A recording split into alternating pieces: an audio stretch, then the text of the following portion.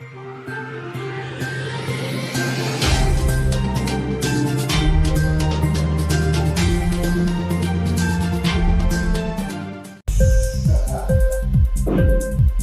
TV prime time news కి స్వాగతం.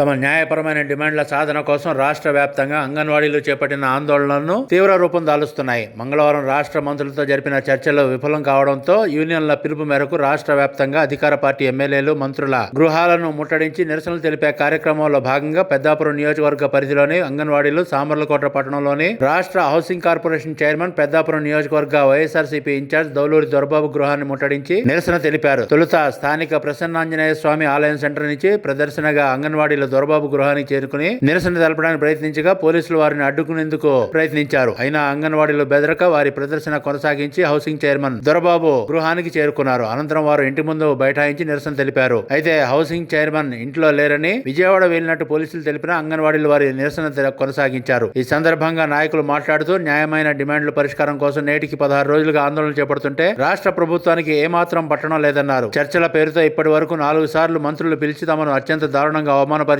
తాము చేస్తున్న ఆందోళనలు రాష్ట్ర ముఖ్యమంత్రి జగన్ దృష్టికి వెళ్లలేదని మంత్రులు అనడం హాస్యాస్పదంగా ఉందన్నారు.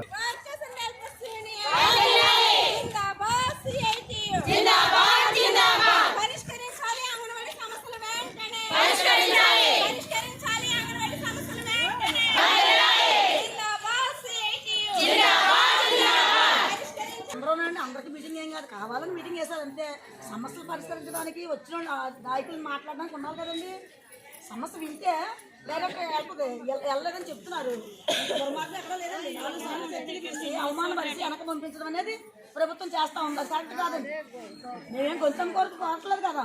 సుప్రీంకోర్టు అమలు చేసిన విధానాన్ని అమలు చేయమని అడుగుతున్నాం. నష్టం చేసే విధానాన్ని తప్పించమని చెప్తున్నాం. కుదిరితే కనీసం మంత్రులు కూడా ఓట్లు వేసేటప్పుడు ఇంటికి వచ్చి అక్క, చెల్లి, తమ్మి అని అంటారు కదా. మరి ఇప్పుడు ఇంటికి వచ్చి ఆయన ఇంటికి సమాధానం చెప్పాలి కదా.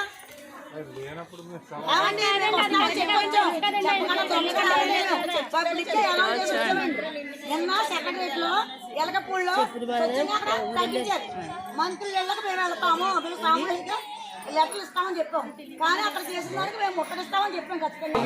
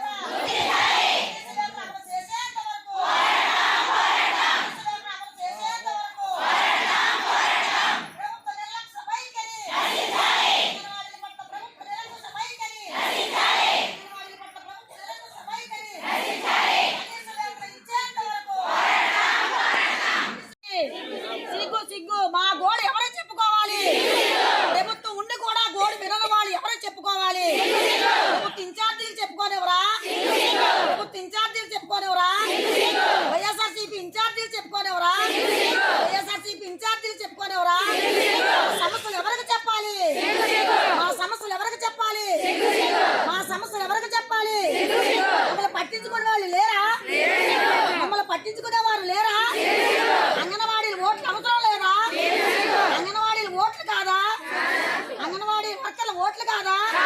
అంగన్వాడీ వర్కర్ల ఓట్లు కాదా? ప్రజా తీర్పుల అంగన్వాడీల ఓట్లు చెల్లవా? అంగన్వాడీల ఓట్లు చెల్లవా? అంగన్వాడీల ఓట్లు చెల్లవా? ప్రభుత్వ ఇన్ఛార్జీలు కూడా కలవనివరా? ఇన్ఛార్జీలు కూడా కలవనివరా? పార్టీ ఇన్ఛార్జీలు కూడా కలవనివరా? ఇన్ఛార్జీలు కూడా కలవనివరా? సమస్యలు ఎవరో చెప్పుకోవాలి. సిగ్గు సమస్యలు ఎవరో చెప్పుకోవాలి. సమస్యలు వినలేని ప్రభుత్వం, సమస్యలు పరిష్కరించలేని ప్రభుత్వం, సమస్యలు పరిష్కరించలేని ప్రభుత్వం, సమస్యలు పరిష్కరించలేని ప్రభుత్వం, సమస్యలు పరిష్కరించలేని ప్రభుత్వం, సమస్యలు పరిష్కరించలేదు, సమస్యలు పరిష్కరించలేని ప్రభుత్వం. కనీస వేతనం, కనీస వేతనం, కనీస వేతనం, గ్రాట్యుటీ, ఇంకోటి తీర్పు ప్రకారం గ్రాట్యుటీ, ఇంకోటి తీర్పు ప్రకారం గ్రాట్యుటీ. ఆధ్వర్యంలో ఈ రోజుకి 16వ రోజు సమ్మె చేస్తా ఉన్నాము. మా న్యాయమైన డిమాండ్స్ పరిష్కరించాలని చెప్పేసి ప్రభుత్వం దృష్టికి గల్లీ నుంచి ఢిల్లీ వరకు కూడా మేము వినతి పత్రాలు ఇచ్చి ఈ సమ్మెలో దిగడం జరిగింది. 16 రోజులు అయినా సరే ప్రభుత్వం ఎంత మొండి వైఖరి అవలంబిస్తుందంటే ఇప్పుడు దీనికి నిదర్శనం మేము మంత్రుల ఇళ్ళకి వినతి పత్రాలు ఇవ్వాలని చెప్పేసి వచ్చాము. కానీ మంత్రులు అందరూ కూడా విజయవాడ వెళ్ళారని చెప్పి చెప్తున్నారు. కానీ ఓట్లు అడిగేటప్పుడు ఎల్లింటికి వచ్చి అడుగుతారు కదా.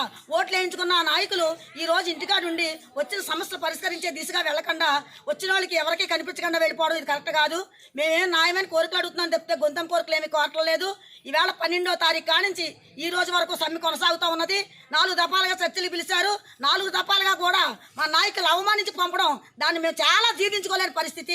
ప్రభుత్వం వెంటనే స్పందించాలి. జగన్మోహన్ రెడ్డి గారి దృష్టికి వెళ్ళలేదని చెప్తున్నారు. ఈవేళ పేసీ యాప్లో వెళ్తుంది, ఫేస్బుక్లో వెళ్తుంది, సోషల్ మీడియాలో వెళ్తుంది. జగన్ గారు తెలియలేదంటే మేము చాలా నమ్మేవాళ్ళు అయితే కాదు.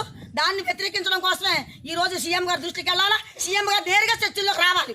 అంగన్వాడీ నాయకులు పిలిచి సీఎం గారు చర్చలు జరపాలని చెప్పేసి మేము కోరుకుంటున్నాం. మా న్యాయమైన డిమాండ్ ఏదైతే ఉందో కనీస వేతనం అమలు చేయాలి, పిఎఫ్పిఎస్ఏ అమలు చేయాలి, ప్రభుత్వం సుప్రీంకోర్టు ఇచ్చిన తీర్పు అమలు చేయాలని చెప్పేసి మేము కోరుకుంటున్నాం. మేము ఎక్కువ ఏం అడగట్లేదు. ఈవేళ ఆయన కట్టించుకున్న బాత్రూమ్ అంత ఖరీదు కాదు. మేము అడిగే పెంచమనే జీతాలు, గ్రాడ్యుటీ అమలు చేస్తే మేమేం అడగం కదా. మేము అనేక దఫాలుగా చెప్పినప్పుడు కూడా మా సమస్యలు పరిష్కరించకుండా ప్రభుత్వం ఈ రకంగా వ్యవహరించడం అనేది మేము తట్టుకోలేని పరిస్థితిలో ఉన్నాం. ఈవేళ ఎంతకైనా ఉధృతానికి దిగుతామని చెప్పేసి కూడా ఈ సందర్భంగా హెచ్చరిక చేయదలుచుకున్నాం. మీరు తేలుస్తారా తేల్చండి. మేము 25 పెట్టాం కటా. ఇంక్లాబ్ టీవీ వీడియోలు మీకు నచ్చినట్లయితే లైక్ చేయండి, షేర్ చేయండి, కమెంట్ చేయడం మర్చిపోకండి. సబ్స్క్రైబ్ చేయని వాళ్ళు వెంటనే సబ్స్క్రైబ్ చేసుకోండి. మా వీడియోలు మీరు వెంటనే చూడాలనుకుంటే కింద ఉన్న గంట సింబల్ని గట్టిగా కొట్టండి.